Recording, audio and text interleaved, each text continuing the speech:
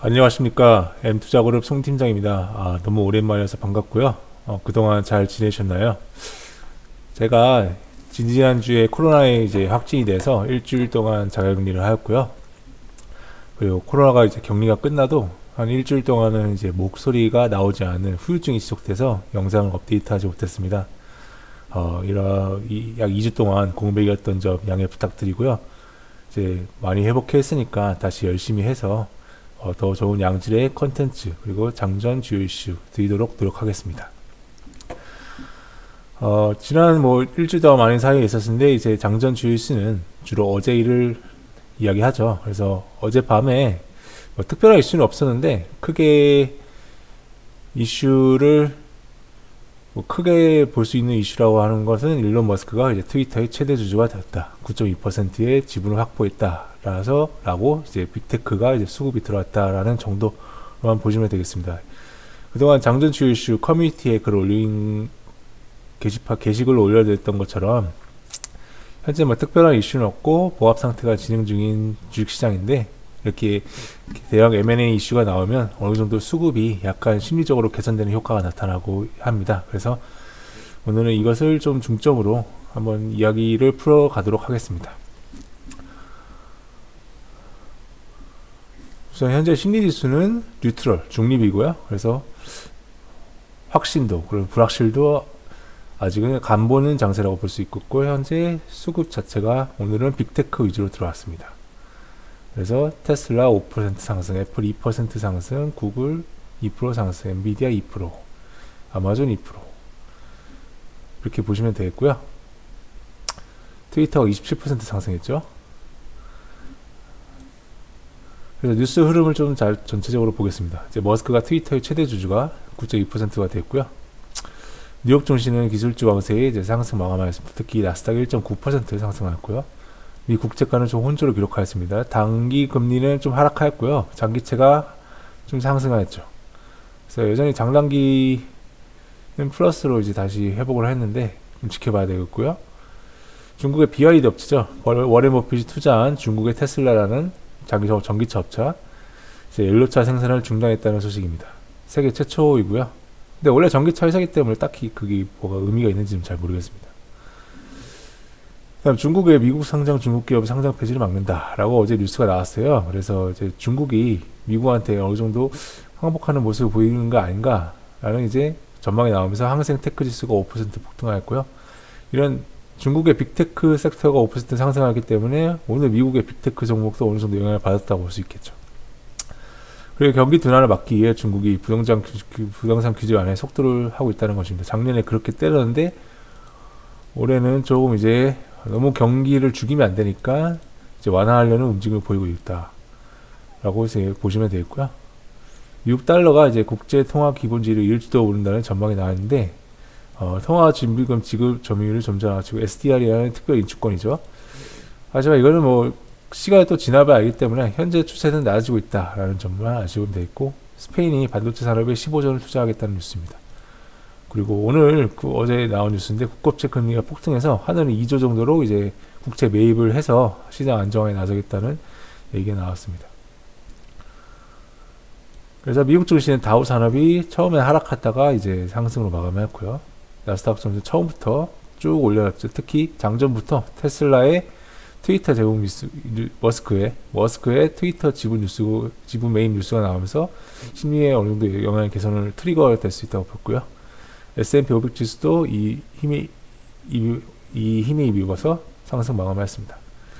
전체적으로 아시아 증시도 전체적으로 상승 마감하였고 항생은 2% 상승 마감하였고 유럽도 영국, 프랑스, 독일 이제 전쟁 불확실성이 어느 정도 완화가 되면서 상승 마감하였습니다. 그래서 필라델피아 반도체는 1.73% 지수 상 반등하였고요. 비트코인 소폭, 이더리움 소폭 하락 정도로 보합을 유지하고 있습니다. 그래서 이렇게 설명을 드렸는데 우선 아까 말씀드렸던 것처럼 이제 중국이 미국 기업의 상장 폐지를 막기 위해서 규제를 완화한다는 소식에 항생테크 섹터가 5% 이상 상승하였고 이를 기반으로 미국의 빅테크에도 어느 정도 이제 안도의 심리가 나왔다고 볼 수 있죠. 테슬라와 스페이스X의 테크노킹 CEO라고 안 합니다. 테크노킹 일론 머스크는 트위터를 9.2% 지분 공시했습니다. 최대 주주가 되는데 저번 달에 이제 새로운 소셜미디어 설립을 진지하게 검토하고 있다고 트위터에서 밝혔죠. 네, 진짜로 자신이 애용하는 트위터를 자신이 원하는 대로 바꿀 생각인 것 같습니다. 머스크는 테슬라의 마케팅 부서를 없애고 자신이 직접 트위터를 홍보하면서 마케팅 비용을 아주 크게 절감해왔습니다. 이 부분도 다른 기업들의 강력한 차별화예요. 특별하게 딜러를 할 필요도 없고 마케팅 셀러를 둘 필요도 없는 게 굉장히 비용 절감에서 큰 혁신이었는데, 이렇게 이제 트위터를 지배함으로써 머스크가 어떤 계획을 보여줄까 관심이 되죠. 아무튼 부자가 돈을 쓰면 시장에 돈이 돌기 때문에 이제 경제에 도움이 됩니다.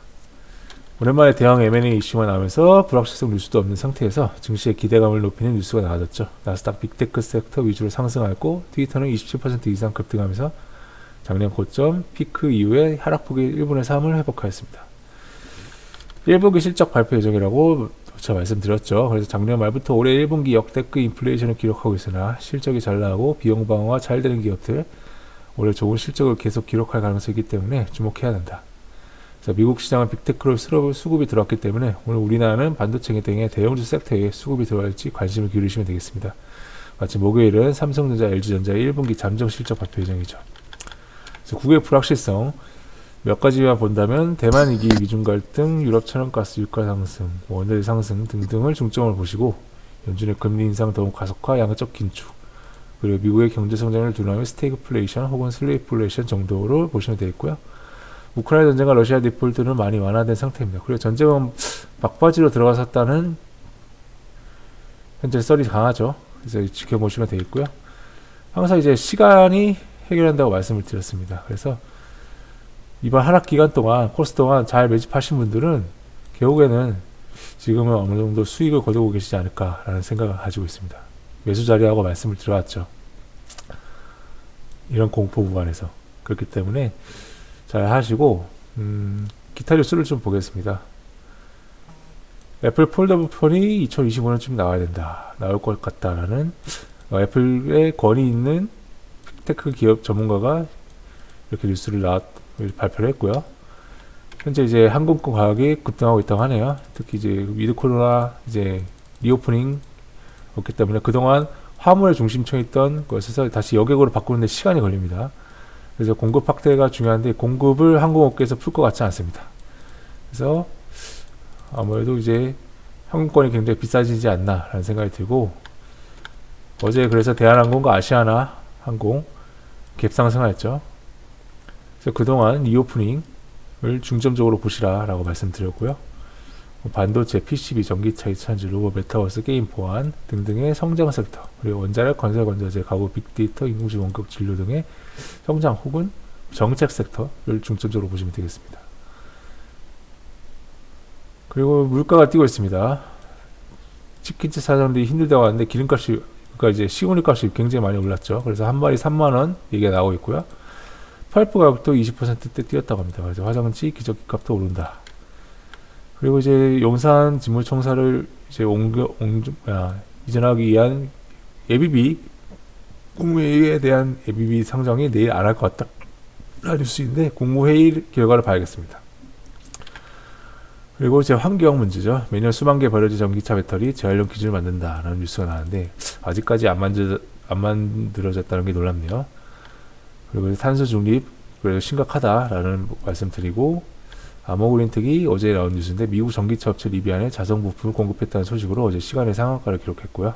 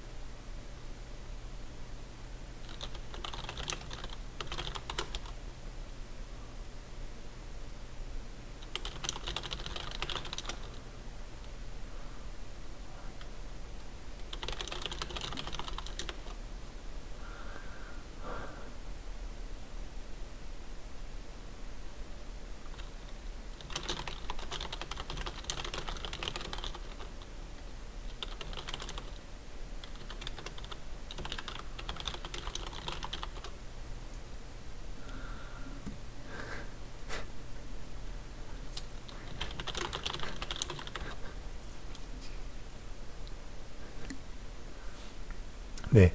그래서 이렇게 아머그린텍 이제 시간의 상황 기록했고, 예스24 원스토어 웹툰 웹소설 제작 IP 설립 뉴스.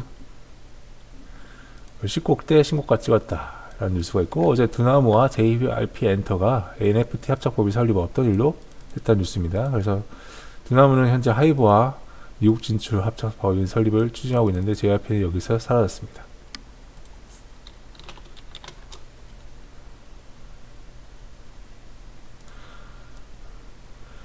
그래서 오늘의 일정으로는 상하이가 원래 2부제 코로나 락다운 마지막 일인데 어떻게 될지 잘 모르겠습니다. 이게 바뀔 가능성이 굉장히 높고요. 아직까지도 현재 통제가 진행 중입니다. 영상 관련 공모의 예정인데 이것도 안 할 수도 있고요. 디지털 플랫폼 1차 회의가 예정이 돼 있다고 하네요. 그래서 인수위에서 데이터 솔루션 운영 시스템 등 어제 장 막판에 반응하였고요. 그리고 오늘 연준 부의장 지면자 연설 예정이고, 미니애폴리스 총재 연설, 존 윌리엄스 뉴욕 연은 총재 연설 예정되어 있습니다. 그리고 미국의 3월 서비스업 PMI, 3월 합성 PMI 확정치 예정되어 있고요. 빅뱅이 봄, 여름, 가을, 겨울이라는 앨범을 공개합니다. 그래서 YG 엔터테인먼트와 YG 플러스 뉴스를 중점으로 보시면 되겠습니다. 내일의 일정입니다. FOMC 의사록 공개입니다. 그러니까 3월에 발표하는 의사록이 이제 오늘 공개가 되는데 어떤 멘트가 들어있는지 지켜보셔야 되고요. 그 다음에 제니 옐런 미 재무장관 하원 증언이 예정되어 있습니다. 그래서 옐런 재무장관한테 어떤 발언을 할지 좀 관심을 기울이셔야겠습니다. 그래서 오늘 아니면 내일 우리 증시는 이 두 가지 불확실성에 영향을 받을 것으로 보여집니다. 나토 외교장관 회의 예정되어 있지만 현재 다스려져 있다는 뉴스, 러시아 이슈는요. 그리고 광주 신세계 인터체인지는 거래 정지되어 있고요. 내일 젠백스 지오는 플래스크라는 종목 상호명으로 상호 변경, KTB 투자증권은 디올 투자증권으로 상호 변경합니다. 네. 그래서 오늘도 특별하게 뭐 좋다 이렇게 말씀드리기는 어려운 장이지만 일정도 어느 정도 예정이 되어 있기 때문에 뭐 크게 뭐 좋다 이렇게 말씀드릴 수 없는 장이지만 나름대로 대형주 쪽에 수급이 들어오길 기대하면서 이렇게 오늘 장전 주유시를 모두 마치겠습니다. 시청해주셔서 감사하고요. 좋아요, 구독 눌러주시면 감사하겠습니다. 감사합니다.